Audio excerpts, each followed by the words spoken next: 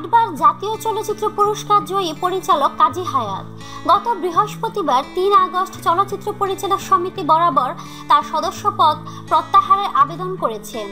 সমিতির পক্ষ থেকে তার আবেদনপত্রটি গ্রহণ করেছেন প্রচার প্রকাশনা ও দপ্তর সম্পাদক শাহাবুদ্দিন। আবেদনপত্রে কাজী হায়াৎ উল্লেখ করেছেন, একটি সিনেমা নির্মাণ করতে গিয়ে আপনাদের কাছে চলচ্চিত্রটির নাম নিবন্ধন করার আবেদন করেছিলাম। এই নাম নিবন্ধন নিয়ে আমার সাথে আপনারা যে তালবাহানা শুরু করেছেন তাতে আমি ভীষণভাবে লজ্জিত। এমত অবস্থায় দয়া করে আমার সমিতির সদস্যপদ প্রত্যাহার করে আমাকে বাধিত করিবেন।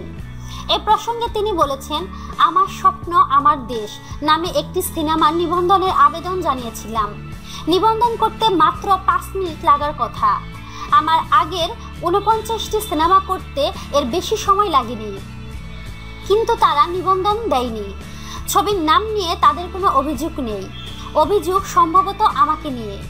বিষয়টি নিয়ে সাধারণ সম্পাদকের সঙ্গে কথা বললে উনি বলেন মহাসচিবের সঙ্গে কথা বলেন, আর মহাসচিব বলে আমি কিছু জানি না। বিষয়টা নিয়ে বেশ লজ্জা পেয়েছি, লজ্জা ঢাকতেই সদস্যপদ প্রত্যাহারের আবেদন করেছি। তিনি আরও বলেন, হয়তো আর সিনেমা বানাবো না আমি। সমিতি যদি আমার বিরুদ্ধে চলে যায় তাহলে কিভাবে সিনেমা বানাবো? এ বিষয়ে সমিতির সভাপতি মুশফিকুর রহমান গুলজার গণমাধ্যমকে বলেন, আবেদনপত্রটি আমরা পেয়েছি, বিষয়টিকে গুরুত্ব দিয়ে আলোচনা করছি। তো প্রিয় বন্ধুরা, আপনাদের কি মতামত তা কমেন্টের মাধ্যমে আমাদেরকে জানিয়ে দিন। আর অবশ্যই আমাদেরকে লাইক, কমেন্ট, শেয়ার এবং সাবস্ক্রাইব করতে ভুলবেন না।